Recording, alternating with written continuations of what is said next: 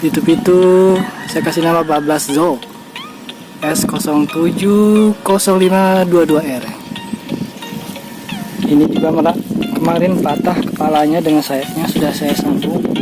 Mau saya terbangkan juga rencananya ini. Pakai ekor ya, warna biru.